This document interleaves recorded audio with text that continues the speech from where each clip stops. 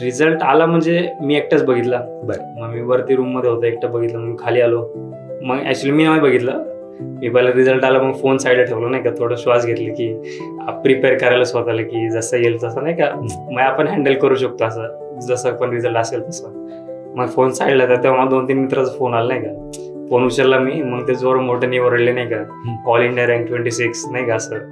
मग ते ओरडलं. मी थांब, मी मला बघू नाही का, तुम्ही काहीतरी चुकीचं बघितलं असं काय नाही का, असं काय सांगता येत नाही ना. ते आधी चेक करू द्या, चेक करू दे, तीच पीडीएफ आहे का ओरिजिनल, कारण की फेक पीडीएफ वगैरे पण येतात. बरोबर. मी म्हणलं मी बघतो पहिले. मग मी बघितलं, डाउनलोड वगैरे केली, बघितली.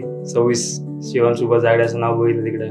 मग खाली गेलो, घरच्यांना सांगितलं नाही, आई वडील होते, त्यांना सांगितलं. दोघांनी काय अश्रू तर आनंदाचे अश्रू येतातच ऑब्व्हियसली. गाय वगैरे मिळले. मग सगळ्या नातेवाईकांना फोन केला, मग सगळे घरी आले.